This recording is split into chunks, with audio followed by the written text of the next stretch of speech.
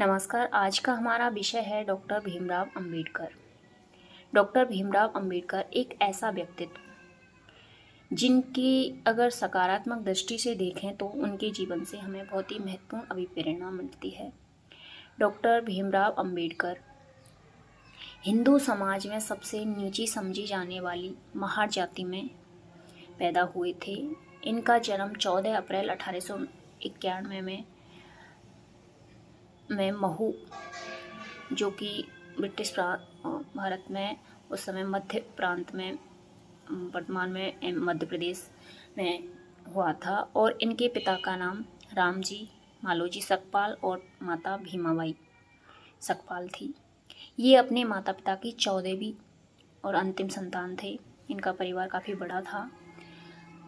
भीमराव अंबेडकर ने अपने जीवन में छुआछूत जैसी सामाजिक बुराई को अपने ऊपर झेला और सहन किया, जिसकी वजह से ये अंबेडकर बन गए। भीमराव अंबेडकर ने 2 शादियां की थी। इनकी पहली पत्नी का नाम रमाबाई, जिससे इनकी शादी 1906 में हुई थी, और इनकी दूसरी पत्नी का नाम सविता कबीर, जिससे इनकी शादी 1948 में हुई थी। 6 दिसंबर 1956 को इनकी मृत्यु हो गई थी। डॉक्टर भीमराव अंबेडकर के अगर हम जीवन परिचय और संपूर्ण जानकारी इनके विषय में, इनके साहित्य के विषय में, इनकी पुस्तकों के विषय में अगर हम संपूर्ण जानकारी अगर करेंगे तो 2-4 दिन क्या, इससे ज़्यादा भी दिन अगर करें तो पूरा नहीं हो सकता। इसके लिए हमारे फर्स्ट ग्रेड के जो पाठ्यक्रम है उसमें महत्वपूर्ण तथ्य और उससे संबंधित जो घटनाएं हैं उन पर ही प्रश्न मुख्य रूप से आते हैं। तो उनके विषय में और इनके साहित्य, पत्र पत्रिका, उनके विषय में हम महत्वपूर्ण तथ्यों की जानकारी इस क्लास के माध्यम से करेंगे। तो हमारा पहला क्वेश्चन है, डॉक्टर अंबेडकर जी का जन्म कब और कहाँ हुआ था? तो डॉक्टर अंबेडकर जी का जन्म 14 अप्रैल 1891 में मऊ सैन्य छावनी मध्य प्रदेश में हुआ था। नेक्स्ट क्वेश्चन है हमारा, अंबेडकर जी को अन्य नामों से जाना जाता है। तो इनको अन्य नामों से महान बोधिसत्व, बाबा साहेब, इन नामों से जाना जाता है। बाबा साहेब को पंजाब में दलितों का मसीहा कहते हैं। नेक्स्ट क्वेश्चन है हमारा, भीमराव अंबेडकर जी को अपना सरनेम अंबेडकर उनके किस गुरु के द्वारा दिया गया था? ये अंबेडकर नाम उनके कृष्ण जी केशव अंबेडकर इनके गुरु थे, उनके द्वारा दिया गया था। एलिगेंस जो कॉलेज था उनमें उसमें इनका जब दाखिला हुआ था तो इनका दाखिला इतना मुश्किल हो गया था कि केशव जी, जो कृष्ण जी केशव अंबेडकर थे, उनको पता था कि भीमराव अंबेडकर एक बहुत ही प्रतिभावान बालक है और आगे चलकर वो समाज में एक अच्छा काम करेगा। तो इसके लिए उन्होंने अंबेडकर को अपना सरनेम दे दिया, जिसके कारण इनका दाखिला उसमें हो गया था। नेक्स्ट क्वेश्चन है हमारा, शिक्षा वो शेरनी का दूध है जो उसे पिएगा वो शेर की तरह दहाड़ेगा। कथन किसका है? शिक्षा पर जोर देते हुए ये अंबेडकर जी का कथन है कि शिक्षा वो शेरनी का दूध है जो इसे पिएगा वो शेर की तरह दहाड़ेगा। नेक्स्ट क्वेश्चन है हमारा, अंबेडकर जी ने अपनी आत्मकथा किस नाम से लिखी? तो इन्होंने अपनी आत्मकथा वेटिंग फॉर ए वीज़ा इस नाम से लिखी थी। नेक्स्ट क्वेश्चन है हमारा, अंबेडकर जी को बुद्ध की जीवनी किसने दी थी? अंबेडकर जी जब एलिगेंस कॉलेज में इनका दाखिला हो गया था उस समय वहाँ की जो पुस्तकालय थे उसमें इनको जाने की अनुमति नहीं थी, तो ये बाहर एक पेड़ के नीचे बैठ के पढ़ाई किया करते थे। तो एक बार दादा कालेस्कर जो इनके शिक्षक थे, इन्होंने देखा कि ये बालक रोज़ ही इस पेड़ के नीचे पढ़ाई करता है। तो उन्होंने उनसे पूछा कि आप यहाँ पढ़ाई, जबकि हमारे कॉलेज में अच्छा पुस्तकालय है, उसमें पढ़ाई क्यों नहीं करते? तो उन्होंने जवाब दिया था कि उस कॉलेज में जो विद्यार्थी हैं वैसे उनको अनुमति भी नहीं है, और अगर वो जाते हैं तो वहाँ जो विद्यार्थी बैठे रहते हैं वो उसमें से निकल कर बाहर आ जाते हैं, तो उनको दुख हो, इससे अच्छा है मैं अकेले ही इस चीज़ को सहन करूँ। तो इसलिए मैं इस पेड़ के नीचे ही बैठकर पढ़ता हूँ। तो दादा जो अर्जुन कालेस्कर हैं, इनको काफ़ी दुख हुआ था इस चीज़ को सुनकर।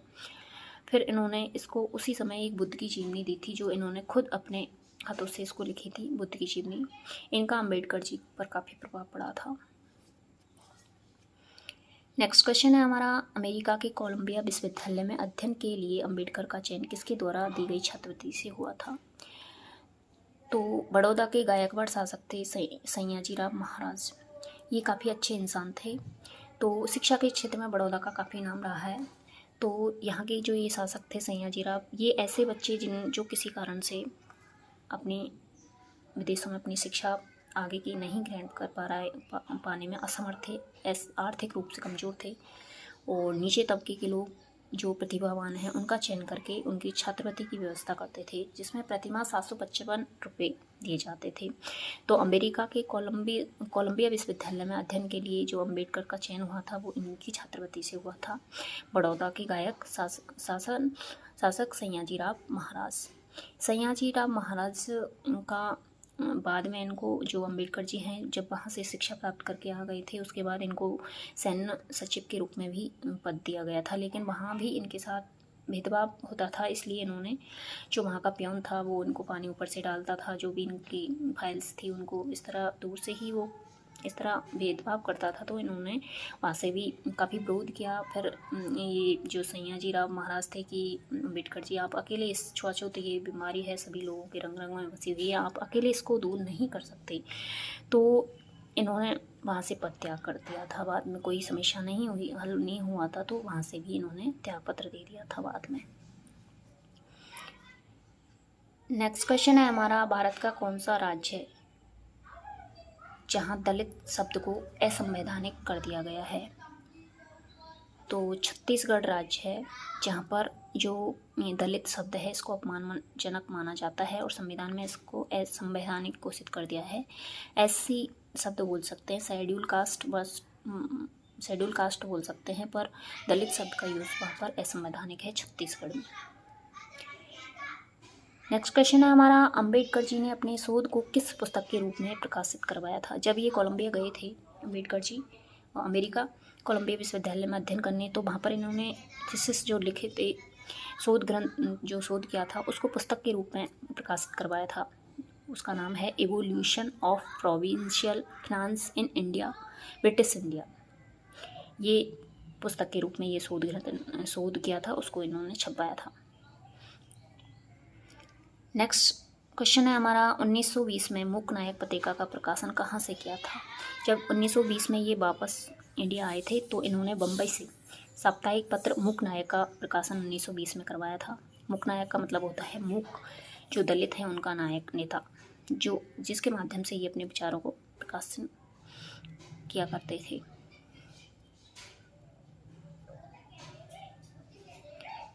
नेक्स्ट क्वेश्चन है हमारा, प्रॉब्लम्स ऑफ द रूपी, यानी रुपये की समस्या, रुपये की समस्या किसकी पुस्तक है? तो ये अम्बेडकर जी ने ये वहाँ पर जो शोध किया था उसमें का ही भाग है। 1923 में ये इन्होंने लिखी थी अम्बेडकर ने, problems of the rupee. Next question है हमारा, दलित वर्ग में शिक्षा का प्रसार और सामाजिक आर्थिक उत्थान के लिए अम्बेडकर जी ने किस सभा की स्थापना की थी? दलित जो वर्ग था उसमें शिक्षा के प्रसार के लिए, उसमें सामाजिक आर्थिक उत्थान के लिए, उसको संगठित करने के लिए अम्बेडकर जी ने एक सभा की स्थापना की थी। वो जुलाई 1924 में बहिष्कृत हितकारिणी सभा, बहिष्कृत जो समाज से बहिष्कृत हो गए हैं, बाहर हो गए हैं, जिनको अछूत माना जाता था, अनटचेबल, उनके हित के लिए सभा की स्थापना की थी जुलाई 1924 में। नेक्स्ट क्वेश्चन है हमारा, पुनर्गठित संविधान सभा में डॉक्टर भीमराव अंबेडकर निर्वाचित हुए थे। तो कहाँ से निर्वाचित हुए थे? पुनर्गठित जो संविधान सभा गठित की गई थी उसमें बम्बई से ये अंबेडकर जी निर्वाचित हुए थे। इसमें इन्होंने 15 सीटें जीती थी।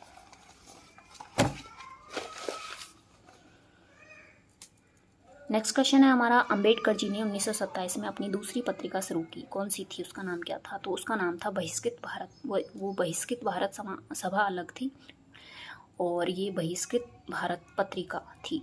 1927 में इन्होंने पत्रिका प्रकाशित की थी। और एक तीसरी इनकी जनता भी पत्रिका थी और एक समता नाम से भी थी। 4 इन्होंने पत्रिकाएं प्रकाशित करवाई थी। नेक्स्ट क्वेश्चन है हमारा, अखिल भारतीय दलित वर्ग संघ की स्थापना किसने की थी? तो अंबेडकर जी ने की थी 1930 में। जो दलित लोग हैं उनके लिए दलित अखिल भारत दलित वर्ग संघ की स्थापना।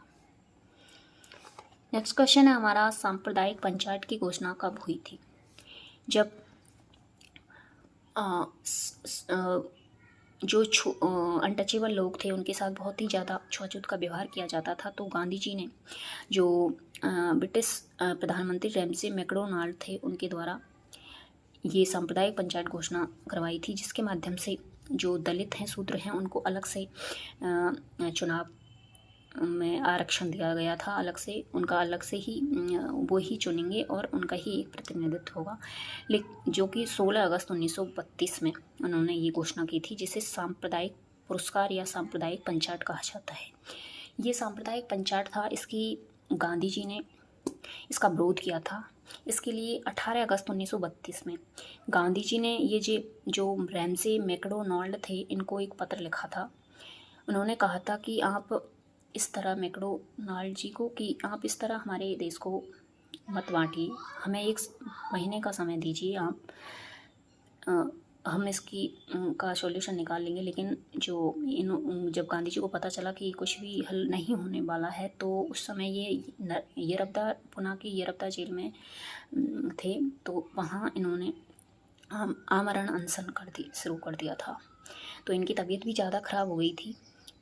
तो उस समय तब ये जो अंबेडकर जी थे इनमें और गांधी जी में काफ़ी विरोध हुआ था। उन्होंने उनसे कहा था कि आपने और कांग्रेस ने क्या इसके लिए एक पुस्तक भी लिखी थी उन जवाबों को पूछने के लिए, प्रश्न करने के लिए। तो उन्होंने गांधी जी से कहा था कि गांधी जी आप जब एक दलित समाज जो 1000 वर्षों से जो मनुवादी जो सोच के जो व्यक्ति हैं उनका शोषित होता आया है उनके द्वारा, तो आपने जब 1909 में आप अब कह रहे हैं कि ये हमारे भारत को बांटने जैसी बात है, सांप्रदायिक पंचायत के तहत शूद्रों को अलग से आरक्षण, तो आपने 1909 में जो मुसलमानों को सांप्रदायिकता के तहत जो आरक्षण दिया था उसमें तो नहीं बोला आपने कि ये सांप्रदायिक हमारे देश को बांटने जैसा है। तब तो पार्लियामेंट जब हुआ था उस टाइम नहीं बोला आपने।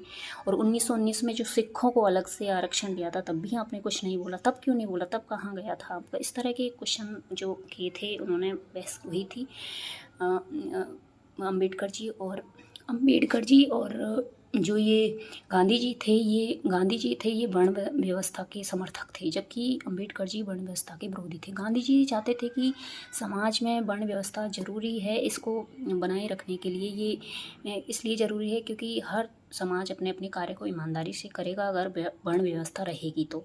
और समाज में शिक्षा के द्वारा सुधार करके इसको धीरे धीरे समाप्त किया जा सकता है। लेकिन जो अंबेडकर जी थे वो चाहते थे कि ये वर्ण व्यवस्था है, ये समाज की ही देन है और समाज को से धर्म को इसको दूर नहीं किया जा सकता और धर्म को बदल कर ही इसको दूर किया जा सकता है। तो इस तरह ये इन दोनों में, हालांकि समाज को सुधारना दोनों ही चाहते थे, लेकिन ये वर्ण व्यवस्था के समर्थक थे गांधी जी, जबकि ये वर्ण व्यवस्था के विरोधी थे क्योंकि इनके ऊपर इन्होंने अपनी ज़िंदगी में खुद अस्पृश्य जो समझी जाने वाली जाति में जन्म लिया, जिसके कारण इनको काफ़ी अपमानित होना पड़ता था। क्लास के बाहर इनको पढ़ाई करनी पड़ती थी। कभी कभी ऐसा भी समय आता था, जब एक बार क्या हुआ था, जब ये बम्बई में जब पढ़ते थे तो बाहर बैठकर पढ़ते थे स्कूल के। एक बार एक शिक्षक ने कोई प्रश्न किया था इसी तरह, तो उन्होंने जो अंबेडकर जी उन्होंने कहा कि मैं किसी क्लास के किसी भी बच्चे से उसका प्रश्न का आंसर नहीं आया, तो इन्होंने बाहर से कहा कि सर मैं इसका हल कर सकता हूँ। तो जब ये हल करने के लिए उस प्रश्न का बोर्ड पर आए तो वहाँ जो टिफ़िन रखे थे जो सवर्ण जातियों के बच्चे थे उनके, तो उन्होंने वहाँ से हटा लिए कि कहीं छाया नहीं पड़ जाए, छूत नहीं हो जाए, हम अपवित्र नहीं हो जाएं, सॉरी। तो इस तरह ये काफ़ी इनको, जब ये घर जाके भी रोए थे कि इस तरह रोते थे कि मेरे साथ ही क्यों होता है, क्या मैं इंसान नहीं हूँ, लोग मेरे साथ इस तरह छुआछूत का व्यवहार क्यों करते हैं। तो इनके पिताजी जो रामजी मालोजी थे काफ़ी अंतर से काफ़ी स्ट्रॉन्ग व्यक्ति थे। इनको हमेशा ही अभिप्रेरित करते रहते थे कि ये तुम अकेले व्यक्ति नहीं हो जो इस तरह इस छुआछूत जैसी समस्या से ग्रसित हो। ये तुमको इसी के लिए, इसी को इस ख़त्म करने के लिए पढ़ना होगा और कुछ करना होगा। तब ये जो अम्बेडकर जी हैं हमेशा आगे बढ़ते रहे और इन छोटी जो ये इनके बीच में जो ही इनको अपमानित होना पड़ता था, इन समस्याओं का इनका सामना करते रहे। तो इस तरह हमें अम्बेडकर जी के जीवन से बहुत ही कि कितनी भी समस्याएं आएँ उनको हमको पीछे मुड़कर नहीं देखना चाहिए, ये शिक्षा भी मिलती है। तो इस तरह इन्होंने खुद जिया था। तो ये इस तरह गांधी जी और जो अम्बेडकर जी थे ये दोनों ही वर्ण व्यवस्था को लेकर इनमें काफ़ी विरोध हुआ था। उसके बाद एक समझौता हुआ था इन दोनों के बीच। पुणे जो जेल थी उसमें गांधी जी कैद थे, तो वहाँ पर इन दोनों को कि एक बार उस पर कुछ बात कर ली जाए फिर। तो पूना पैक्ट समझौता हुआ था जिसमें जो अछूत स्पष्ट समझे जाने वाले लोग थे, एससी दलित वर्ग के, तो उनको वो 71 सीट थी, उनके स्थान पर 147 उनको सीट बढ़ाई जाने के लिए समझौता किया गया था, जो कि 26 सितंबर 1932 को हुआ था। इसमें ये मांग रखी गई कि अगर आप हिंदू मानते हैं दलितों को, गांधी जी आप कह रहे हैं कि ये हिंदू हैं और इनको अलग मत कीजिए, अगर हिंदू हैं तो हमको हमारे साथ छुआछूत का व्यवहार क्यों किया जाता है, हमको मंदिरों में प्रवेश क्यों नहीं दिया जाता। इस तरह के प्रश्न इन्होंने गांधी जी से किए थे। तो गांधी जी ने उस समय काफ़ी जो मंदिर हैं वो जो दलित वर्ग हैं उनके लिए खोल दिए गए थे और काफ़ी पानी पीने जैसी प्रतिबंध था दलित वर्गों के लोगों के लिए, तो वो भी काफ़ी उसमें सुधार हुआ था उस समय। तो ये पूना पैक्ट हुआ था गांधी जी और अम्बेडकर के बीच। तो ये हुआ था 26 सितंबर 1930 को। नेक्स्ट क्वेश्चन है हमारा, गांधी जी और कांग्रेस दोनों पर ढोंग करने का आरोप लगाकर अपनी किस पुस्तक में तीखा हमला किया था। जो गांधी जी ने उस समय जो यरबदा जेल में बंद थे, तो उन्होंने जो शूद्रों दलितों के लिए जो आरक्षण मिल रहा था तो उसमें वो किया था, अनशन कर दिया था। तो तब जो ये अम्बेडकर जी हैं इन्होंने गांधी जी और कांग्रेस दोनों पर ढोंग करने का आरोप लगाकर अपनी किस पुस्तक में तीखा हमला किया था। तो उन्होंने एक पुस्तक लिखी थी, what Congress and Gandhi have in to the untouchable, कि जो ये कांग्रेस और ये एंड गांधी, जो गांधी और कांग्रेस है, इन दोनों ने जो अनटचेबल लोग हैं, अस्पृश्य लोग, उनके लिए क्या किया है। ये इसकी पुस्तक के माध्यम से इन्होंने ढोंग करने का आरोप लगाया था कि इन्होंने कुछ किया नहीं। ये कहते हैं कि हमने इतना वो किया है, लेकिन उन्होंने क्या किया है। आज तक इतने समय से ये समाज सुधारने का काम करते आए हैं, लेकिन अभी तक जो छुआछूत जो निम्न वर्ग है, शूद्र दलित वर्ग है, उनको आज तक उनके अधिकार नहीं मिले। उनको पानी पीने तक नहीं दिया जाता है, उनको सामान्य वर्ग के जो लोग बैठते हैं वहाँ पर बैठकर पढ़ने का अधिकार नहीं है। तो किस तरह क्या किया है जो ये अभी ये बात कर रहे हैं। तो इस तरह के इन्होंने इस पुस्तक में प्रश्न किए थे गांधी जी और कांग्रेस दोनों से। नेक्स्ट क्वेश्चन है हमारा, अंबेडकर की पुस्तक एनहिलेंस ऑफ कास्ट का जाति का विनाश नाम से अनुवाद किसने किया था। तो अंबेडकर की पुस्तक थी एनहिलेंस ऑफ कास्ट, जो कि अंग्रेजी में थी। बाद में जो किशोर पत्रकार था उन्होंने इसको हिंदी में अनुवाद किया था जाति का विनाश नाम से। जाति का विनाश नाम से इसका हिंदी अनुवाद किया था। अंबेडकर की पुस्तक थी मतलब इन्होंने जाति के इनके ऊपर इतने ज़्यादा अत्याचार हुए थे गांधी जी के अंबेडकर के ऊपर, कि इन्होंने जाति से संबंधित, जाति को ख़त्म करने के लिए ही सारा इतिहास ही पुस्तक सब कुछ लिख डाला और ये इसका अनुवाद किया था जाति का विनाश नाम से। किशोर पत्रकार था उसने।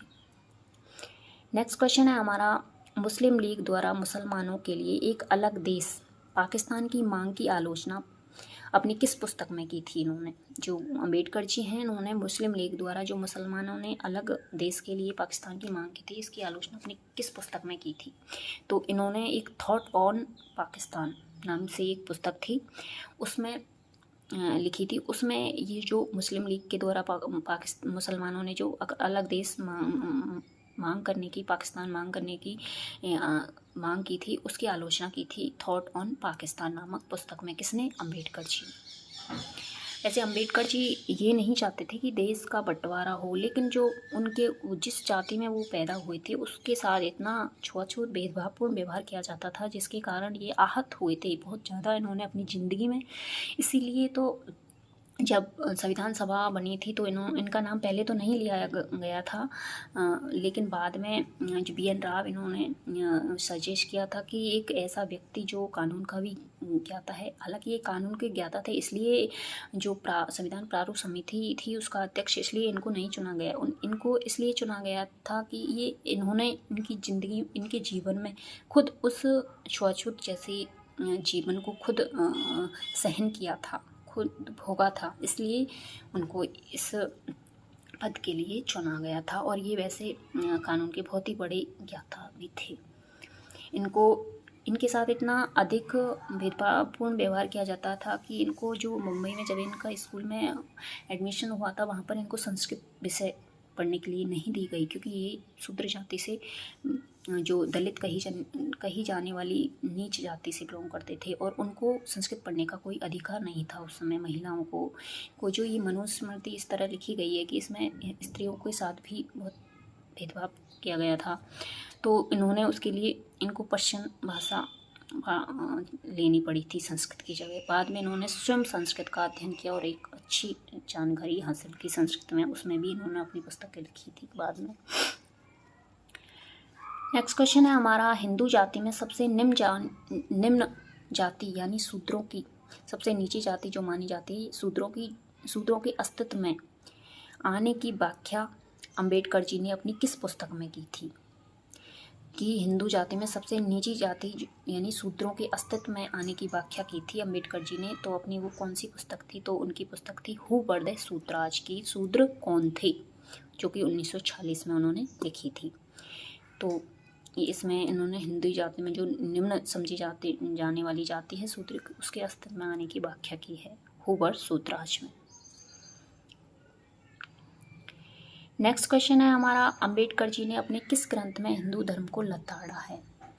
कि जैसे हिंदुओं ने जिस तरह शूद्रों को निम्न जाति का मान करके उनके अधिकारों का हनन किया है, तो उसके लिए हिंदू धर्म को किस ग्रंथ में लताड़ा है, फटकार लगाइए। तो एक पुस्तक लिखी थी इन्होंने, the untouchable, A thesis on the origin of untouchability. इस ग्रंथ में इन्होंने हिंदू धर्म को लताड़ लगाई है अंबेडकर जी ने।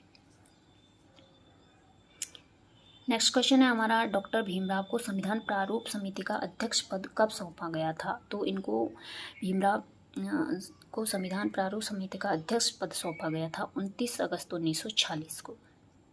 29 अगस्त 1946 को सौंपा गया था संविधान प्रारूप समिति का अध्यक्ष, जिसमें इन्होंने संविधान प्रारूप समिति का मसौदा तैयार किया था। नेक्स्ट क्वेश्चन है हमारा, स्वतंत्र भारत के प्रथम कानून मंत्री कौन थे? जो स्वतंत्र भारत के प्रथम कानून मंत्री थे वो थे डॉक्टर भीमराव अंबेडकर, जो कि स्वतंत्र भारत के पहले कानून मंत्री बने थे। नेक्स्ट क्वेश्चन है हमारा, मनुस्मृति दहन दिवस मनाया गया था। ये मनुस्मृति ऐसा ग्रंथ है जिसने जातिवाद को बढ़ावा दिया है, स्त्रियों के साथ अन्याय किया है। इस ग्रंथ को ही मनुस्मृति ग्रंथ जो है, इसको मनुवादियों की सोच उनकी सोच ऐसी थी कि उन्होंने स्त्रियों को भी अधिकार पढ़ने की, संस्कृत पढ़ने की, ग्रंथ वेद आदि पढ़ने का इसमें बिल्कुल भी वर्णन नहीं किया है, और शूद्रों को बिल्कुल ही पढ़ने का अधिकार। इस तरह ये मनुस्मृति एक ऐसा ग्रंथ माना, अभिशाप के रूप में माना अंबेडकर जी ने, तो इसके लिए इसको जलाया था अंबेडकर जी ने। तो वो 25 दिसंबर 1927 को, जिसको आज भी मनुस्मृति दहन दिवस के रूप में मनाया जाता है 25 दिसंबर को, जो कि डॉक्टर भीमराव अंबेडकर जी ने 25 दिसंबर 1927 को इस मनुस्मृति का दहन किया था, इसको जलाया था, इसकी ग्रंथ को। मनुस्मृति ग्रंथ वो ग्रंथ है जिसके माध्यम से ये शूद्र दलित जाति व्यवस्था को, वर्ण व्यवस्था को अधिक ये कहो कि ज़्यादा इसी ने बढ़ाया है, मनुस्मृति ग्रंथ ने वर्ण व्यवस्था को। और वर्ण व्यवस्था एक ऐसी व्यवस्था है समाज में कि ये अगर जातिवाद है तो ये आरक्षण भी ख़त्म नहीं होगा, और ये जो नेता होते हैं ये इसको ख़त्म होने नहीं देंगे जाति व्यवस्था को, और आरक्षण भी इसी तरह ख़त्म नहीं किया जा सकता, क्योंकि नेता ही इसमें मुख्य वो पद के लोलुप होते हैं, तो वो ही ये जो जातिवाद है इसको ना तो ख़त्म करने देंगे और ना ही इस तरह आरक्षण भी ख़त्म नहीं हो सकता। अगर जाति व्यवस्था ख़त्म होती है तो आरक्षण भी नहीं रहेगा, लेकिन मनुवादी जो नेता हैं, कुछ जो पदों के लालची होते हैं, तो ये इसको कम नहीं करने देते। नेक्स्ट क्वेश्चन है हमारा, अंबेडकर की अंतिम रचना कौन सी थी? तो अंबेडकर जी की अंतिम रचना मानी जाती है बुद्ध या कार्ल मार्क्स है, ये इनकी अंतिम रचना मानी जाती है, जो कि इन्होंने 2 दिसंबर 1956 को इसको पूर्ण किया था, और इसके 4 दिन बाद 6 दिसंबर 1956 को इनकी मृत्यु अपने निज निवास स्थान दिल्ली में हो गई थी, डॉक्टर अंबेडकर जी की। इस तरह इन्होंने कहा था कि जीवन अल्प होना चाहिए, लेकिन जीवन कम हो लेकिन वो ही उपयोगी और